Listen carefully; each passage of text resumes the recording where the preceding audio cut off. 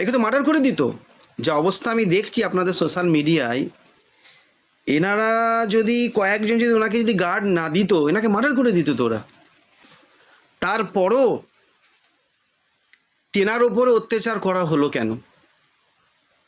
তেনাকে মারধর করা হলো, ডিম ছুঁড়ে মারলো, পাথর ছুঁড়ে মারলো, জুতো ছুঁড়ে মারছে। কি ব্যাপার এটা? আজকে যদি একটা এমপির এই অবস্থা হয়, তাহলে আম পাবলিকের কি অবস্থা হবে? আজকে বলুন তো, সে একজন টিএমসি করে, মার্ডার হয়ে গেছে, মেরে দিয়েছে। একজন বিজেপি যেতে পারে, বিজেপির যে কোনো নেতা এমএলএ এমপি যেতে পারে।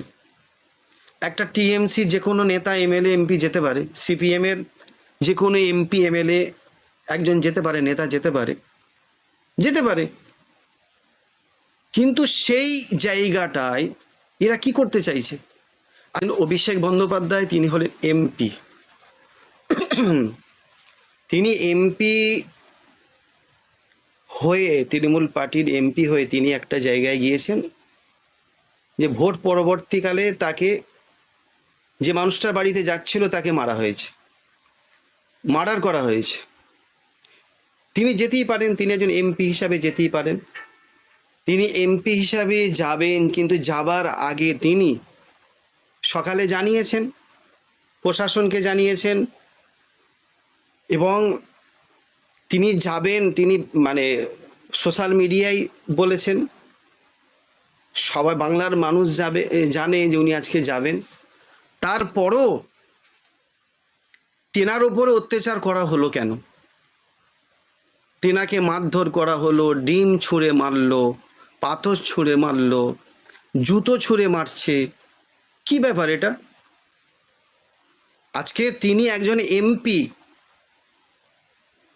তিনি এমপি হিসাবে তিনি গেছেন, তো তিনাকে এইভাবে মারা হলো কেন?